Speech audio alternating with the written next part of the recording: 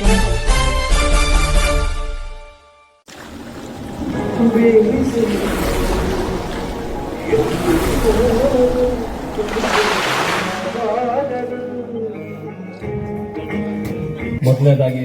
ದಯವಿಟ್ಟು ಕ್ಷಮಿಸಿ, 12:15 ಇರಬೇಕು ಅಂತ ಅಣ್ಣ ಹೇಳಿದ್ರು.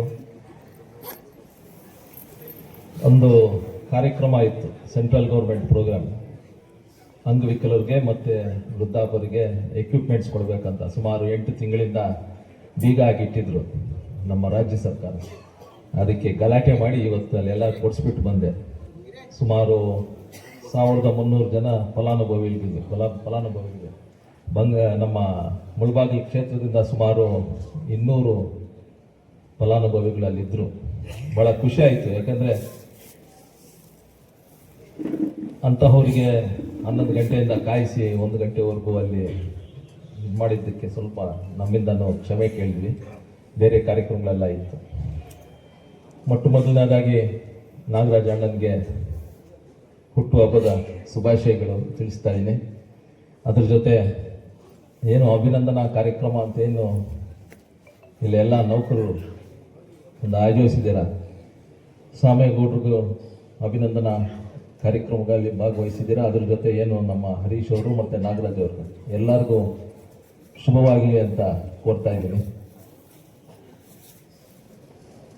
ಬಂಗಾರಪೇಟೆ ಕ್ಷೇತ್ರದಲ್ಲಿ 2 ಸತಿ ನಿಂತು ಸೋತ ಮೇಲೆ 3ನೇ ಸತಿ MP ಎಲೆಕ್ಷನ್ ನಿಲ್ಲಬೇಕು ಅಂದಾಗ ನನಗೆ ಫಸ್ಟ್ ಧೈರ್ಯ ಕೊಟ್ಟಿದ್ದು ಬಂಗಾರಪೇಟೆ ಮತ್ತು ಮುಳಬಾಗಿಲು ಮತ್ತು ಶ್ರೀನಿವಾಸಪುರ. ಅದರಲ್ಲಿ ನಾಯಕರು ಇಲ್ಲೆಲ್ಲರೂ ಯಾರು ಕೂತ್ಕೊಂಡಿದ್ರು ಅವರೆಲ್ಲ ಧೈರ್ಯ ತುಂಬಿಸಿದ್ರು. ಅದ್ರ ಜೊತೆ ಶಾಸಕರು ಸಮೃದ್ಧಿ ಮಂಜುನಾಥ್ ಅವರು ಮತ್ತು ವೆಂಕಟಶಿವಾರೆಡ್ಡಿ ಅವರು, ರಾಮೇಗೌಡರು, CMR ಶ್ರೀನಾಥ್ ಅವರು, ಇವರೆಲ್ಲರೂ ಸೇರಿ JK ಕೃಷ್ಣಾರೆಡ್ಡಿ ಅಣ್ಣ ಮತ್ತು ಸಿದ್ಲಘಟ್ಟ ರವಿ ಅಣ್ಣ, KGF ಅಲ್ಲಿರೋ ಮುಖಂಡರು ಎಲ್ಲರೂ ಸೇರಿ ಇಲ್ಲ ಈ ಸತಿ ಹಾಗೇ ಆಗಬೇಕು ಅಂದಾಗ ನಮಗೆ ಗ್ಯಾರಂಟಿ ಆಗಿ ನಾವು ಗೆಲ್ತೀವಿ ಅಂತ ಏನೋ ಒಂದು ನಂಬಿಕೆ ಇಟ್ಕೊಂಡು ನೀವು ನಿಂತೇ ನಿಲ್ಲಬೇಕು ಅಂದಾಗ ಮುಳಬಾಗಿಲು ಕ್ಷೇತ್ರ ಎಲ್ಲದಕ್ಕಿಂತ ಜಾಸ್ತಿ ಬರುತ್ತೆ ಅಂತ ಹೇಳಿ ಮುಖಂಡರು ಮತ್ತು ಶಾಸಕರು ಹೇಳಿದಾಗ ನನಗೆಲ್ಲೋ ಒಂದು ಕಡೆ ಧೈರ್ಯ ತುಂಬಿತು. ಎಲೆಕ್ಷನ್ ನಡೆಯುವಾಗ ಇಲ್ಲಿರೋ ಮುಖಂಡರು ಎಲ್ಲರೂ ನೀನು ಬರಲಿಲ್ಲ ಅಂದ್ರೂ ಪರವಾಗಿಲ್ಲ, ನಾವು ಎಲೆಕ್ಷನ್ ನಡೆಸ್ತೀವಿ, ನಿನಗೆ ಎಲ್ಲರಿಗಿಂತೂ ಜಾಸ್ತಿ ಲೀಡ್ ಕೊಡ್ತೀವಿ, ಸುಮಾರು 40,000 ಲೀಡ್ ಕೊಡ್ತೀವಿ ಅಂದರು. ನನಗೆ ಸಿಕ್ಕಿದ್ದು 38,500. ಎಲ್ಲರಿಗಿಂತೂ ಹೈಯೆಸ್ಟ್ ಲೀಡ್ ಬಂದಿದ್ದು ಮುಳಬಾಗಿಲು ಕ್ಷೇತ್ರದಿಂದ. ಎರಡನೇದು ನನ್ನ ಬಂಗಾರಪೇಟೆ ಕ್ಷೇತ್ರ 35,000 ಸಿಕ್ತು. ಈ ನಿಟ್ಟಿನಲ್ಲಿ ನಾವು ನೋಡಿದ್ರೆ ಎಲ್ಲೋ ಒಂದು ಕಡೆ ನನಗೆ ರಾಜಕೀಯದಲ್ಲಿ ಮರು ಜೀವನ ಕೊಟ್ಟಿದ್ದು ಮುಳಬಾಗಿಲು ಮತ್ತೆ ಬಂಗಾರಪೇಟೆ ಅಂತ ಹೇಳಕ್ಕೆ ಇಷ್ಟಪಡ್ತೀನಿ.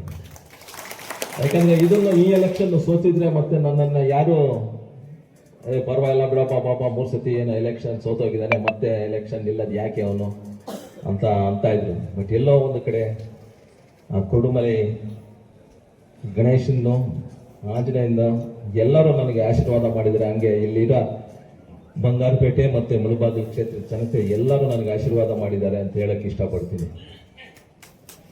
ಇನ್ನು ಕಾಡಿನಲ್ಲಿ ನಾಗರಾಜಣ್ಣ ಬಗ್ಗೆ ನಾನೇನು ಜಾಸ್ತಿ ಹೇಳೋಕ್ಕೆ ಇಲ್ಲ, ಯಾಕೆಂದರೆ ಇಲ್ಲಿರೋರು ಎಲ್ಲರೂ ಹೇಳಿದ್ದಾರೆ ಮತ್ತು ನಿಮಗೂ ಗೊತ್ತು. ನನಗೆ ಅಣ್ಣ ಸುಮಾರು ಒಂದು 25-30 ವರ್ಷದಿಂದ ಗೊತ್ತು. ನಾನು ಯಾವಾಗ ನಂದು ಕಾಲೇಜ್ ಮುಗಿಸ್ಕೊಂಡು ವಾಪಸ್ ಬಂದ ಮೇಲೆ 2000 ಇಸ್ವಿಯಲ್ಲಿ ನಂದು ಕಾಲೇಜೆಲ್ಲ ಮುಗಿಸ್ಕೊಂಡು ವಾಪಸ್ ಬಂದ ಮೇಲೆ ಕೋಲಾರ್ಗೆ, ಆಗ ಆಲಂಗೂರು ಸೀನಣ್ಣು ಭಾಳ ಬರ್ತಾಯಿದ್ರು ಮನೆ ಹತ್ರ. ಅವಾಗ ಒಂದ್ಸತಿ MP ಎಲೆಕ್ಷನ್ನಲ್ಲಿ ಡಿಕ್ಲೇರ್ ಆಗಿತ್ತು. ಆವಾಗ ಆ ಸೀನಣ್ಣ ಬಂದು ಇನ್ನೊಂದು 2 ದಿನ ಟೈಮ್ ಕೊಡ್ತೀನಿ ನಿನಗೆ, MP ಕ್ಯಾಂಡಿಡೇಟ್ ಹಾಕ್ಬೇಡಿ ನೀನು ಇಲ್ಲಿಂದ ಅಂತ ಹೇಳಿದ್ರು. ನಮ್ಮ ಪೆಟ್ರೋಲ್ ಬಂಕಲ್ಲಿ ಬಂದು ಸುಮಾರು ಒಂದು 10 ನಿಮಿಷ ಕೂತ್ಕೊಂಡು 2 ದಿನ ಟೈಮ್ ಕೊಡ್ತೀನಿ, ಇವಾಗ ಹೋಗಿ ಕುಮಾರಣ್ಣನಿಗೆ ಮತ್ತು ದೇವೇಗೌಡರಿಗೆ ಹೇಳ್ಬಿಟ್ಟು ಬರ್ತೀನಿ, ನಿನಗೆ 2 ದಿನ ಟೈಮ್ ಕೊಡಿ, ಮಲ್ಲೇಶ್ನ ಕ್ಯಾಂಡಿಡೇಟ್ ಮಾಡಿ MP ನಿಲ್ಸೋಣ ಅಂತ ಹೇಳ್ತೀನಿ ಅಂತ. ಇದು ಸುಮಾರು 2003-4 ಅವಾಗ ಅಣ್ಣ ನಾನು ಇನ್ನೂ ಭಾಳ ಚಿಕ್ಕವನು, ನನಗೆ ಇದ್ರ ಬಗ್ಗೆ ಏನೂ ಗೊತ್ತಿಲ್ಲ, ನನಗೆ ಇಲ್ಲ ಅಂತ. ಎಲ್ಲೋ ಒಂದು ಕಡೆ ಎಂ ಪಿ ಆದಮೇಲೆ ಅವ್ರ ಆಶೀರ್ವಾದನೂ ಇತ್ತು ಅಂತ ಒಂದು ನಂಬಿಕೆ ನನಗೆ ಗೊತ್ತು. ಯಾಕಂದ್ರೆ 20 ವರ್ಷ ಹಿಂದೆ ಅವರ ಮಾತು ಹೇಳಿದ್ದು 2024 ಅದು ಬಂದಿದ್ದಕ್ಕೆ ಎಲ್ಲೋ ಒಂದು ಕಡೆ ಅವರು ನನ್ನ ಮೇಲೆ ಆಶೀರ್ವಾದ ಇತ್ತು ಅಂತ ಒಂದು ನಂಬಿಕೆ ನನಗಿದೆ. ಯಾಕಂದ್ರೆ ಯಾವಾಗಲೂ ಬಂದು ಗಲಾಟೆನ ಮಾಡ್ತಾ ಇದ್ರು, ಇಷ್ಟೆಲ್ಲ ಮಾಡ್ತೀಯ ನೀನು, ಅದು ಮಾಡಬೇಕು ಇದು ಮಾಡಬೇಕು ಅಂತೀಯ, ರಾಜಕೀಯದಲ್ಲಿ ಬಂದ್ರೇನೆ ಇದು ಮಾಡೋಕ್ಕಾಗದು ನೀನು ಅಂತ ಹೇಳ್ತಾ ಇದ್ರು. ಈ ಸಮಯದಲ್ಲಿ ಅವ್ರನ್ನ ನೆನೆಸ್ಕೊಂಡು ಅವ್ರ ಆಶೀರ್ವಾದ ನನಗಿದೆ ಅಂತ ಹೇಳಕ್ ಇಷ್ಟಪಡ್ತೀನಿ ನಿಮಗೆ. ಯಾಕೆಂದ್ರೆ ಮುಳುಬಾಗಿಲಲ್ಲಿ ಆಲಂಗೂರಣ್ಣ ಅವರು ಹೆಸರು ಇಲ್ಲ ಅಂದ್ರೆ JDS ಪಾರ್ಟಿ ಅದಕ್ಕೆ ಅರ್ಥನೇ ಇಲ್ಲ. ಕರೆಕ್ಟಾ ನಾನು ಹೇಳಿದೆ? ಇಂತಹ ಒಂದು ವಿಚಾರದಲ್ಲಿದ್ದೀವಿ. ಮತ್ತೆ ಡೇರಿಯಲ್ಲಿ ಅಣ್ಣ 4 ಸತಿ ನಿರ್ದೇಶಕರಾಗಿ ಅಧ್ಯಕ್ಷರಾದಾಗ ನಾವು ಎಲ್ಲ 1, 2, 3 ಕೆಲಸಗಳು ಹೇಳ್ತಾ ಇದ್ವಿ. ಆವಾಗ ನಾವಿನ್ನ ಚಿಕ್ಕವರು, ಆಯ್ತು ಬೇಡಪ್ಪ ಮಾಡ್ಕೊಡ್ತೀನಿ ಅಂದ್ರೆ, ಅಮ್ಮನ ಯಾವುದೋ ಹೇಳಿದಾಗ ಆವಾಗಲೂ ಮಾಡ್ಕೊಡ್ತಾ ಇದ್ರು. ಆವಾಗಿಂದ ನಮಗೆ ಅವ್ರಿಗೆ ಒಡನಾಟ ಇದೆ, ಬಹಳ ಸಹಾಯ ಮಾಡಿದ್ದಾರೆ ನಮಗೂ. ಎಲ್ಲೋ ಒಂದು ಕಡೆ ಯಾವುದಾದ್ರೂ ಒಂದು ಹೆಚ್ಚು ಕಡಿಮೆ ಇದ್ದಾಗ ಡೇರಿಯಲ್ಲಿ ಅವ್ರಿಗೆ ಸಹಾಯ ಮಾಡಿಕೊಟ್ಟಿದ್ದಾರೆ. ಈಗ ನಾನು ರಾಜಕೀಯ ಬಂದ ಮೇಲೆ ಅವ್ರ ಜೊತೆ ಮಾತಾಡುವಾಗ ಎಷ್ಟು ಗಂಭೀರವಾಗಿ ಮಾತಾಡ್ತಾರೆ, ಎಷ್ಟು ಯೋಚನೆ ಮಾಡಿ ಹಿಂಗೆ ಆಗುತ್ತೆ ಅಂತ ಯೋಚನೆ ಮಾಡಿದಾಗ ಎಲ್ಲೋ ಒಂದು ಕಡೆ ಅವ್ರ ಮಾತುಗಳು ಕೇಳ್ತಾ ಇದ್ದಾಗ ಬೆಳಗಾಳಿ ವೆಂಕಟೇಶ್ ಅಂತ ನೋಡ್ತೀರಿ, ಅವರು ಹಿಂಗೆ ಮಾತಾಡ್ತಾ ಇದ್ದಾರೆ. ಹಿಂಗೆ ಮಾಡಿದ್ರೆ ಹಿಂಗಾಗುತ್ತೆ, ಹಿಂಗೆ ಯೋಚನೆ ಮಾಡಿ ಹೆಜ್ಜೆ ಇಡು ಅಂತ ಹೇಳ್ತಾ ಇರ್ತಾರೆ. ಹಂಗೆ ನೀವು ಹೇಳ್ತಾ ಇರುವಾಗ ಅವರು ಬೆಳಗಾಳಿ ವೆಂಕಟೇಶ್ ಅವರು ನಮ್ಗೆ ನೆನಪು ಬರ್ತಾರೆ.